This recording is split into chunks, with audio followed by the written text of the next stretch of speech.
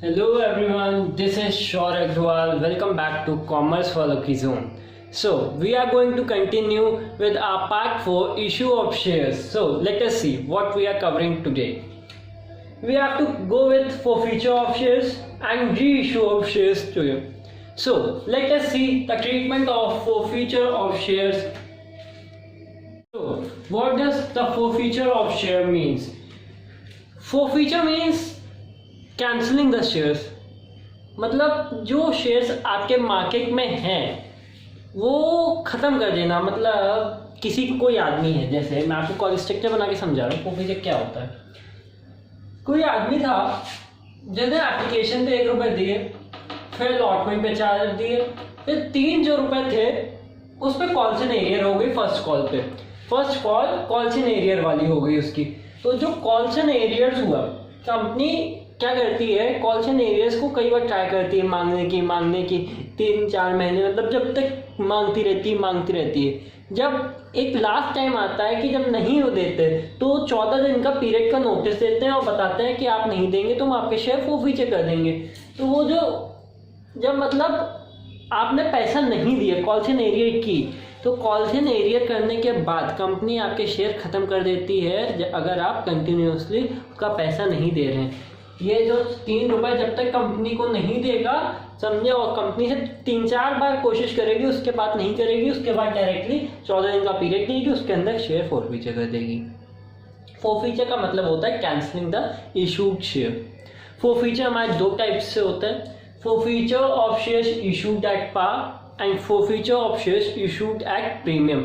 जो हमारे पार पे इशू किए गए थे शेयर्स, उनको कैसे फॉरफीचर किया जाता है, और जो हमारे शेयर्स पार प्रीमियम पे हुए थे उसे कैसे हम फॉरफीचर करते हैं। दोनों का ट्रीटमेंट बिल्कुल अलग होता है, बहुत डिफरेंस होता है।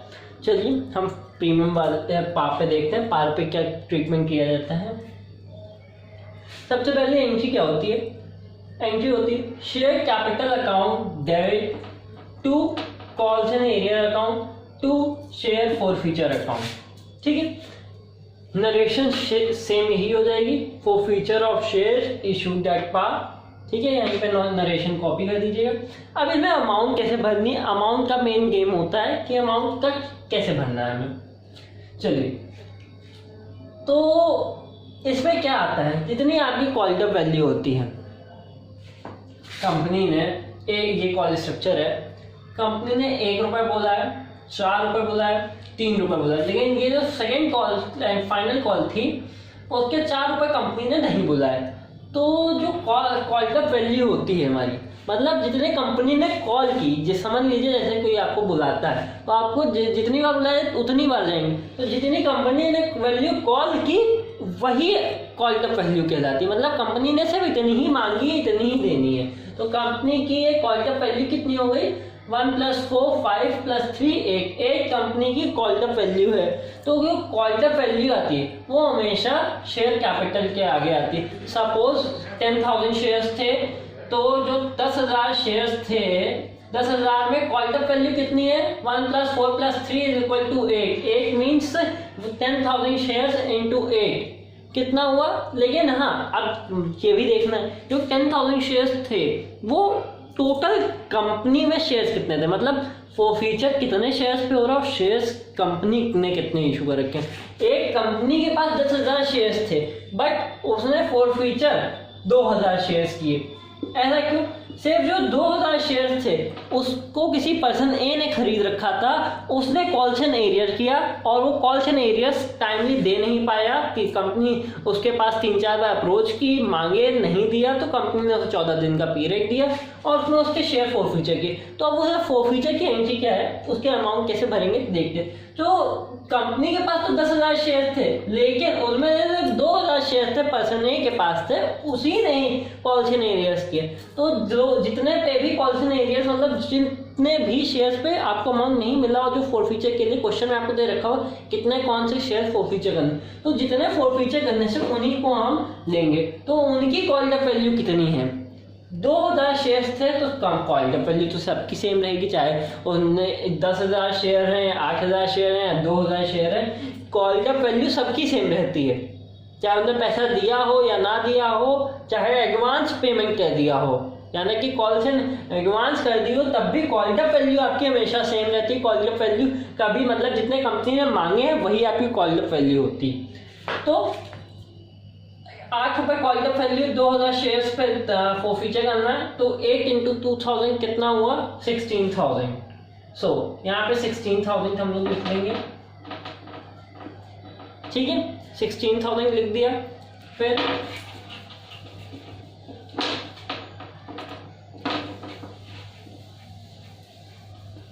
लिख दिया। देन अब कॉल्स एंड एरियर्स पे आते हैं। तो कॉल्स एंड एरियर्स पहले तो उसने एप्लीकेशन पे 1 रुपया दे दिया था, अलॉटमेंट पे 4 दे दिए थे। तो मतलब कॉल्स एंड एरियर्स किस पे होगा? कॉल्स एंड एरियर्स जो आपकी फर्स्ट कॉल है जिसको नहीं दिया था, मतलब जिसके कारण जिसने कंपनी ने जितनी बार अप्रोच की, जिस कॉल के लिए, जिस भी चीज़ के लिए जितना पैसा कंपनी ने मांगा वो हमारा कॉल्स एंड एरियर्स में आए। तो कॉल्स एंड एरियर्स 3 रुपए की मतलब हो जाएगी फर्स्ट कॉल की। तो फर्स्ट कॉल मतलब आपका 2000 शेयर से, तो 2000 इंटू 3 कितना हुआ 6000। अब एक जुगाड़ मेथड भी होता है कि मतलब डायरेक्टली आपको डेबिट पता है, क्रेडिट का 6000 पता है, आप ये जानते हैं कि डेबिट क्रेडिट इक्वल होता है, तो ऑटोमेटिकली 10,000 भी लिख सकते हैं, ठीक है। तो 10,000 तो ऐसे मैंने आपको एक जुगाड़ सिस्टम बता दिया कि आपको अगर नहीं आ रहा है तो आप कैसे कर सकते हैं, बट इसका लॉजिकली रीजन जानते हैं। लॉजिकली इसको हम कैसे करते हैं? जो शेयर फॉरफीचर अकाउंट होता है, ये वाला अकाउंट, इसमें हमेशा जितनी हमें वैल्यू मिल गई, जितनी कॉल की उसने कंपनी ने कॉल की 8 रुपए कंपनी ने कॉल की। कॉल में हमें मिला तो सिर्फ 1 + 4 सिर्फ 5 ही तो मिला था हमें। कॉल तो उसने 8 किए थे लेकिन मिला हमें 5 था, है कि नहीं? 5 जब मिला था हमें को, तो हमें जितना मिल जाता है वो अमाउंट शेयर फॉरफीचर के आगे लिखते हैं, जो मिल जाता है अमाउंट।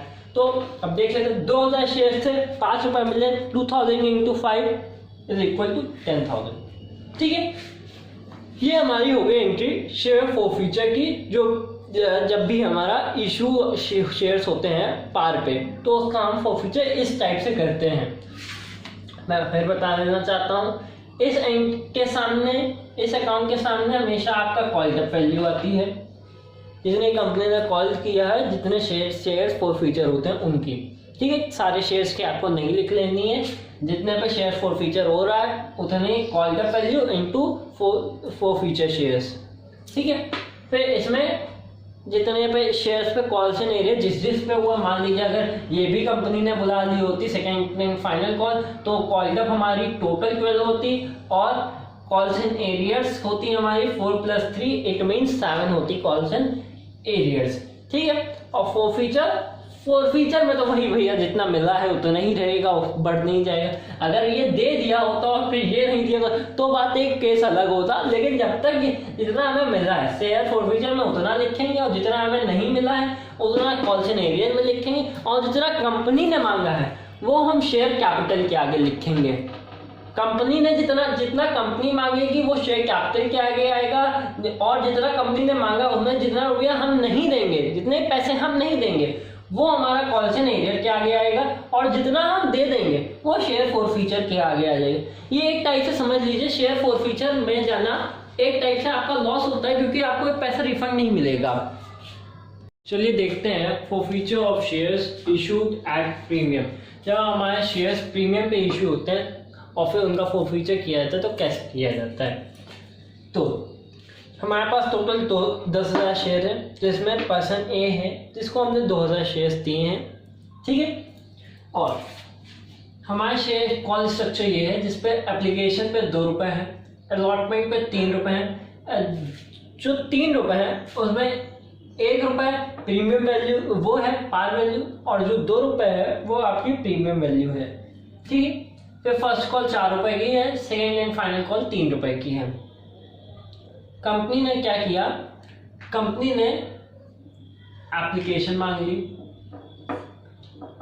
अलॉटमेंट कंपनी को नहीं मिल पाई, फिर उसने फर्स्ट कॉल मांगी, फर्स्ट कॉल भी नहीं मिल पाई कंपनी को। पर्सन ए जो था उसने एप्लीकेशन दे दी, फिर लेकिन अलॉटमेंट भी नहीं दी, ना फर्स्ट कॉल दी, लेकिन और कंपनी ने सेकेंड एंड फाइनल कॉल अभी तक का कॉल भी नहीं की, सिर्फ फर्स्ट कॉल तक का कंपनी ने कॉल की। तो अब देखते हैं इसको हमें कैसे डील करना है। सबसे पहले हमारी एंट्री होती है share capital account debit, securities premium reserve account debit, to calls in arrear account, to share forfeiture account. ठीक है, तो अब इसकी हमने अमाउंट कैसे लिखते हैं। मैंने आपको बताया था कि जो शेयर कैपिटल है उसके आगे हमेशा कॉल्ड अप वैल्यू आती है, तो हम कॉल्ड अप लिख दें। कॉल्ड अप कितने, हमें 2000 शेयर से मतलब है, तो फॉरफीचर हमें 2000 करना है, तो 2000 पे पहले देखते हैं। तो कॉल्ड अप वैल्यू हमारी कितनी है, कॉल्ड अप वैल्यू है हमारी 2 + 3 5 + 4 9 कॉल्ड अप वैल्यू है। शेयर्स कितने फॉरफीचर करने हैं, 2000, 9 × 2000 इट मीन्स 18,000 हमारी कॉल्ड अप वैल्यू है। सॉरी 18,000 कॉल्ड अप नहीं लिख सकते। अब उसके पीछे का रीजन क्या होगा, देखिए ये 3 रुपए है, इसमें आपकी प्रीमियम भी तो जुड़ा हुआ है। कॉल्ड अप वैल्यू हम कौन सी लेते हैं, जब भी हम प्रीमियम की एंट्री करते हैं तो हमें जो कॉल्ड अप वैल्यू होती है वो एक्सक्लूडिंग प्रीमियम होती है, मतलब शेयर कैपिटल के सामने कॉल्ड अप वैल्यू आएगी एक्सक्लूडिंग प्रीमियम। तो एक्सक्लूडिंग प्रीमियम हमारा कितना हो गया, 2 + 1 + 4 इट मीन्स कितना हुआ 3 एंड 3 + 4 कितना हुआ 7 हमारी वो हो जाएगी called up value excluding premium. तो 7 × 2000 कितना हुआ 14,000, तो 14,000 यहाँ लिख देंगे हम लोग। ठीक है, फिर सिक्योरिटी प्रीमियम रिजर्व की हम देखेंगे। सिक्योरिटी प्रीमियम रिजर्व के हमारे 2 रुपये हैं, तो उन 2 रुपये से हमें कैसे देखना है, तो 2 रुपये कितने शेयर्स हैं, 2000 × 2 = 4,000। ठीक है, अब कॉल्स एंड एरिया कितने हमें पैसे दिए नहीं उसने, हमें दिए उसने 3 रुपये नहीं दिए और 4 रुपये नहीं दिए, तो 3 + 4 7, ठीक, 7 × 2000 = 14,000। अब जोड़ तोड़ मैथड लगाएंगे तो 4,000 सीधे सीधे आ जाएगा, लेकिन लॉजिकली देखेंगे तो लॉजिकली मैंने आपको बताया था जितना पैसा मिल चुका है, जितना अमाउंट मिला है वो यहाँ लिखते हैं। तो एप्लीकेशन पे हमें 2 रुपये मिले थे बस, उसके बाद से हमें कुछ नहीं मिला, तो इट मीन्स जो 2 है वो 2000 से मल्टीप्लाई करेंगे तो कितना आ जाएगा, 2 × 2000 = 4,000। ठीक है, ये आपकी हो गई forfeiture of share issued at premium. अब आपका फॉरफीचर तो खत्म ही हो गया, मैं फिर से समझा दे रहा हूँ फिर भी। शेयर तो ये एंट्री पहले होती है share capital account debit, securities premium reserve account debit, calls in area, 2 share forfeiture. इसके आगे हमेशा कॉल्ड अप वैल्यू आती है, जब प्रीमियम में होता है तो एक्सक्लूडिंग प्रीमियम वैल्यू आती है कॉल्ड अप, और इसमें हमेशा प्रीमियम का अमाउंट आता है, जितने भी प्रीमियम है और जितने भी फॉरफीचर। कैसे निकालते हैं, premium value into forfeited shares, number of forfeited shares. ठीक है, और फिर इसमें कॉल्स एंड एरिया जितने पे हमें पैसा नहीं मिला वो लिखते हैं, और इसमें जितना पैसा मिल गया। शेयर फॉरफीचर एक टाइप से कंपनी के लिए गेन होता है। ठीक है, अब हमने फॉरफीचर तो आपको समझा दिया, अब हम लोग आते हैं री इशू पे। री इशू क्या होता है, उससे ट्रीटमेंट कैसे करते हैं देखते हैं, चलिए। Let us see what is reissue of forfeited shares. Reissue of forfeited shares होता क्या है, जो शेयर्स हमारे forfeit कर दिए जाते हैं उनको दोबारा से कंपनी मार्केट में लाती है, दोबारा से उनको इशू करती है किसी को भी। तो शेयर्स 3 टाइप से रीइशू किए जा सकते हैं, at par, at premium and at discount. Generally shares discount पर इशू नहीं किए जाते, बट रीइशू डिस्काउंट पर हो जाते हैं। तो चलिए पार की एंट्री देख लेते हैं। पार में एंट्री क्या होगी, सबसे पहले bank account debit to share capital account. आपको क्वेश्चन में डायरेक्टली दे रखा होगा कितने number of shares reissue हुए और कैसे री इशू है। अगर वो कुछ नहीं बोल रहा तो इट मीन्स वो पार पे ही हुए। अगर वो बोल रहा है 10 रुपए का एक शेयर था पहले ओरिजिनली और 10 ही रुपए पे हो गया तो इट मीन्स वो पार पे हुआ है। लेकिन अगर 10 रुपए का 9 पे हो जाए तो वो डिस्काउंट कहलाएगा, या 10 रुपए का 12 पे हो जाए तो वो प्रीमियम कहलाएगा। तो पहले पार पे देख लेते हैं। अगर 10 रुपए का शेयर 10 पे ही हुआ है और 10,000 शेयर थे री इशू होने पे, 10,000 × 10 = 1 लाख, तो 1 लाख यहाँ आ जाएगा। जब सीधी सी बात है और चलिए ये हो गई आपकी एट पार की पहली एंट्री। अब एक और एंट्री जब री इशू करते हैं तो हम एक और एंट्री करते हैं, share forfeiture account debit to capital reserve account. अब इसका अमाउंट कैसे निकालते हैं? अगर जितने शेयर्स फॉरफीट हुए थे और उतने ही शेयर्स री इशू हो गए, 10,000 फॉरफीट हुए थे और 10,000 री इशू हो गए, तो जितना भी हमें गेन हुआ था, मतलब जो भी फॉरफीचर की जो एंट्री होती है हमने उसमें जितना पैसा हमें मिला होता है वो इसमें आ जाता है। शेयर फॉरफीचर की एंट्री क्या होती है हमारी? शेयर फॉरफीचर की एंट्री होती है share capital account debit to calls in area to share forfeiture account. तो जो शेयर फॉरफीचर के आगे मतलब जितना पैसा कंपनी को मिला है वो सीधे इसमें ट्रांसफर हो जाता है कैपिटल रिजर्व में। और मान लीजिए अगर 10,000 शेयर्स थे और सिर्फ उसमें 8,000 शेयर्स ही इशू हुए, तो हम उसमें कैसे करेंगे, उसका ट्रीटमेंट क्या करेंगे वो देख लीजिए। तो उसके लिए मैं आपको एक फॉर्मूला दे रहा हूं, आप उस फॉर्मूले को लिख लीजिए। चलिए, capital reserve is equal to total gain on forfeiture into number of share reissue divided by number of shares forfeiture and फिर माइनस कर दीजिए लॉस ऑन री इशू। चलिए मैं आपको लिख के दिखा देता हूँ क्या रहेगा उसका फॉर्मूला। ठीक है,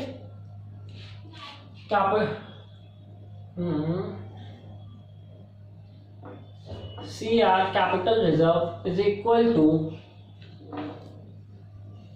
टोटल गेन ऑन फॉरफीचर, मतलब ये वाला जो अकाउंट आएगा total gain on forfeiture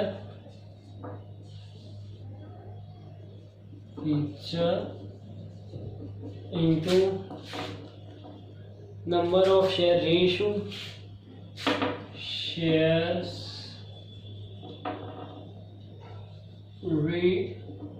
reissued divided by number of shares forfeited, number of shares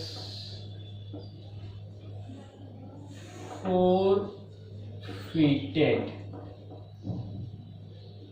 ठीक है, फिर देन इस टोटल को जो ये आएगा इसको हम माइनस कर देंगे लॉस ऑन री इशू से। ठीक है, तो कैपिटल रिजर्व आपका ऐसे आ जाएगा, आप इसमें फॉर्मूले में वैल्यू रखिएगा, total gain on forfeiture into shares reissue divided by number of shares forfeited minus loss on reissue.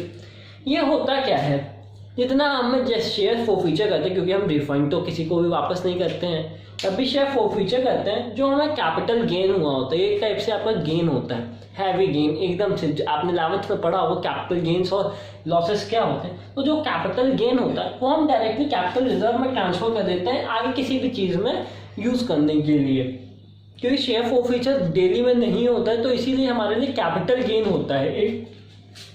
तो आप इसको जितना भी प्रॉफिट हुआ है, मतलब जितना प्रॉफिट हुआ टोटल इसमें ट्रांसफर हो जाएगा उन जितने शेयर्स रीइशू हुए, मतलब 10,000 शेयर हुए हैं प्रॉफिट तो और 10,000 शेयर रीइशू हुए हैं तो पूरे का ट्रांसफर कर दो। और लेकिन 8,000 शेयर्स रीइशू हुए, 10,000 टोटल फॉरफीट हुए थे और 8,000 रीइशू हुए, तो सिर्फ उसमें जितने रीइशू हुआ उतने का ही आपका अमाउंट ट्रांसफर होगा कैपिटल रिजर्व में, 10,000 का 10,000 का नहीं हो जाएगा। तो इसीलिए फॉर्मूला मैंने कैलकुलेट करने के लिए दिया है कि इनसे आप फॉर्मूले से जितने शेयर्स रीइशू और फॉरफीट हैं उनसे आप कैसे निकालेंगे। अगर सीधे सीधे दे रखा 10,000 इशू है, 10,000 वो कर दिए फॉरफीट जितने हुए उतने रीइशू कर दिए, तो आप सीधे सीधे लिख देंगे कि 4,000 का गेन हुआ तो 4,000 हमने यहाँ लिख दिया, मतलब जो भी एक्स वाई जेड जो भी हो गेन आपने उतने लिख देंगे। लेकिन अगर जो है आपका 10,000 शेयर थे उसमें सिर्फ 8,000 रीइशू, तो सिर्फ 8,000 का ही गेन, जितना 8,000 में जितना गेन हुआ है सिर्फ आप उतना ही शो करेंगे, उससे 1% एक्स्ट्रा नहीं शो कर देंगे। ठीक है, ये आपकी हो गई reissue of shares at par. अब हम लोग देखते हैं reissue of shares at premium. Let us see reissue of shares at premium. Premium पे क्या होता है, चलिए सबसे पहले एंट्री देख सकते हैं एट प्रीमियम की।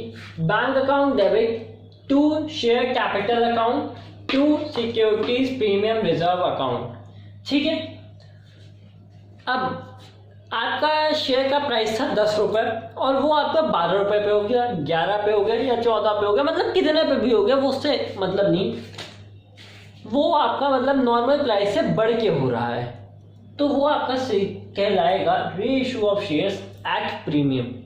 तो सबसे पहले आपको बेस्ट तरीका बताता हूँ, जितने शेयर्स री इशू हैं, 8,000 हुए, 10,000 हुए, जितने भी हों, समझे, जितने भी शेयर्स री इशू हुए हैं और जो री इशू प्राइस है, मान लीजिए 10,000 शेयर्स हैं, 10,000 शेयर्स हैं, समझे, और री इशू प्राइस है टोटल, इसका नॉर्मल वैल्यू थी 10 रुपये और तो हुआ 11 रुपये, तो 11 इंटू करवा दीजिए आप सीधे से, बस वो अमाउंट इसके सामने आ जाएगा।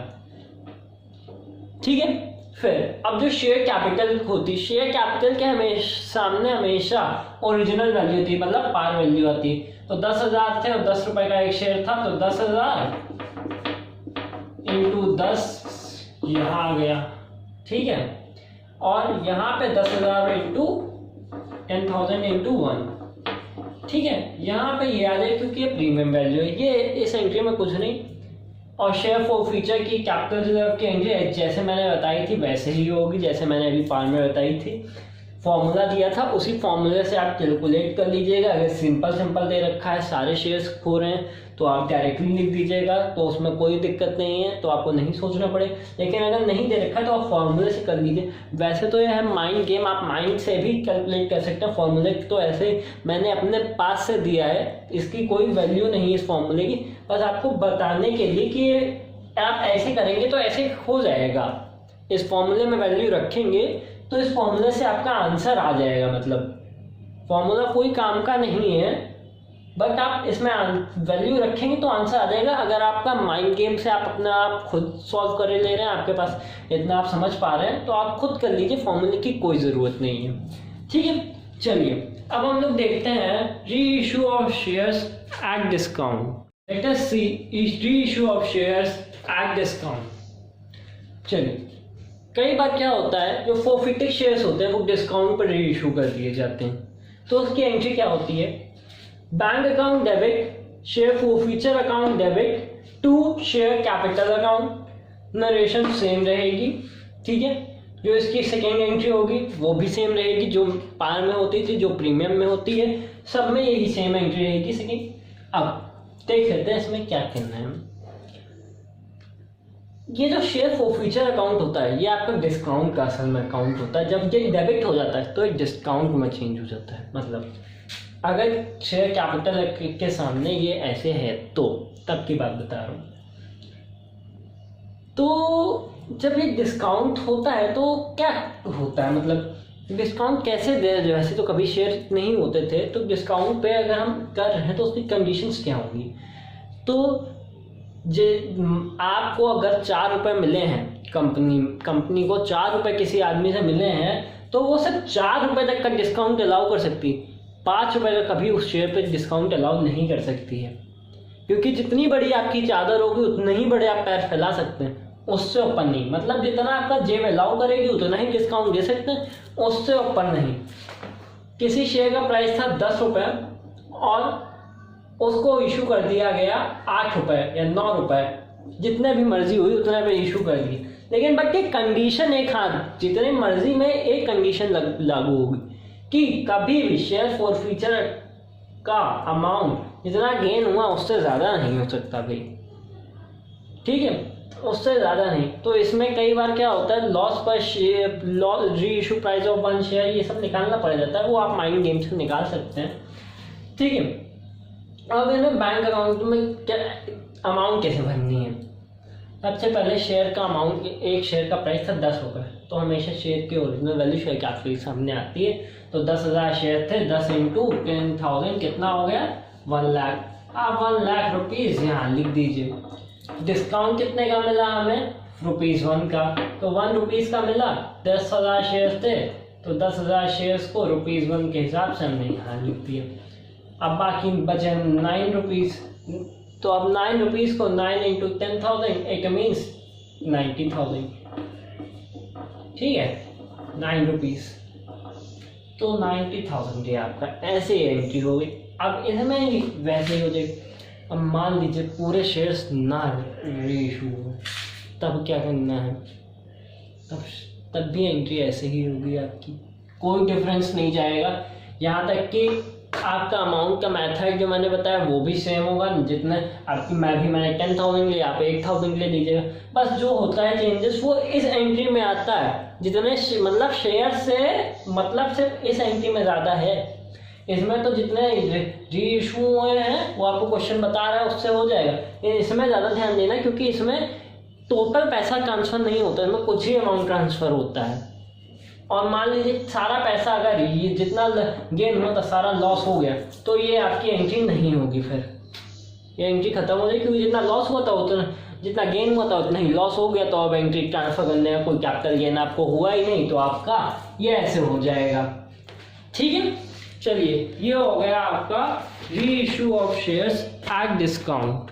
So thanks for watching my video. Part 5 will be coming so soon. Till then, subscribe my channel Commerce Follow Ki Zone and hit the bell icon for daily updates. Please like, comment and share my video. Thank you. Shaurya Agrawal signing off.